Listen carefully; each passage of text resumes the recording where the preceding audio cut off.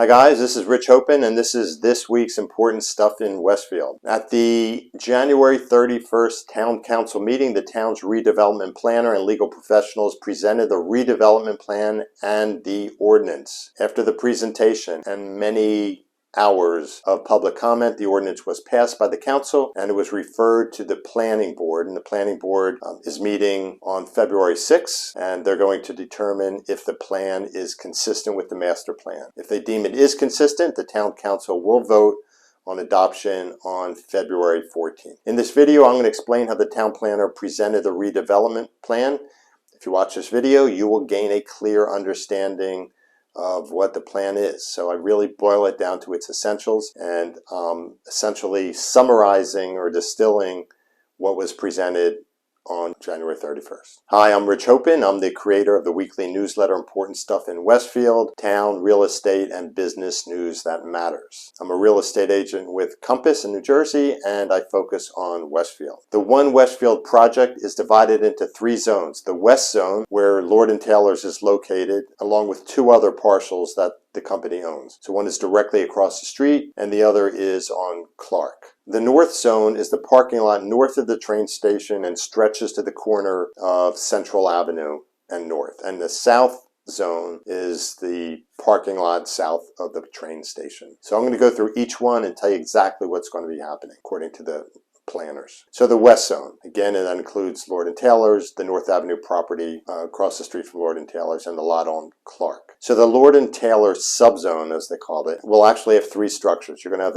the Lord & Taylor's, and then on either side of Lord & Taylor's where the parking lots are, there's going to be residential units. So there's going to be a total of 138 residential units. They will be age restricted, so 55 and plus. And there's going to be 113,500 square foot space where the Lord & Taylor's is now, and that's going to be office and some restaurant and bar space and some medical offices. The building height's going to be 75 feet. The top floors are going to have what are called step backs, where the floor below goes out further than the upper floors. The central building will be 4 stories, and the east and west buildings will have 6 stories with setbacks at the 4th, 5th, and 6th floors. The Lord & Taylor building will be reused for office with retail and restaurants in the front portion. The areas between the buildings will have landscaping, seating, and a buffer to the residential property. So the property across from Lord & Taylor's, and that's what they're calling North Avenue in the West Zone,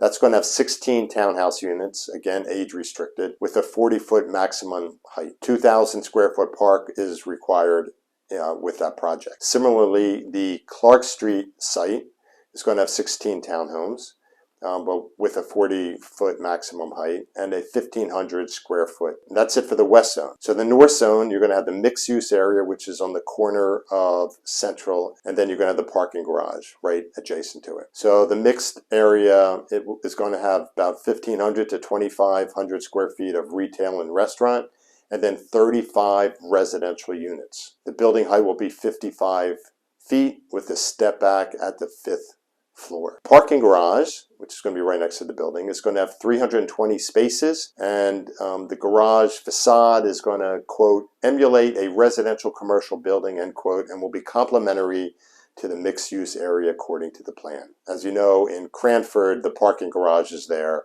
don't look like stark parking garages that you see, but instead the facade almost looks like they're residential units. So it's going to be something similar to that. The North Zone Square will have a public plaza with landscaping and hardscaping designed to accommodate public use. Although not stated in the plan, the developer retained Biederman Redevelopment Ventures to advise Streetworks and Westfield on designing and scheduling activities in the public spaces. That company is a preeminent company in designing public spaces. They're known for Bryant Park and Chelsea Triangle in New York City, Clyde Warren Park in Dallas, and Salesforce Park in San Francisco. Those of you that are old like me, you may remember what New York City looked like in the 70s, and Bryant Park was not a place you'd want to be when it got dark. So the South Zone, and that's going to be the 210,000 square foot office. There's going to be some retail and restaurant, and there will be a parking structure and then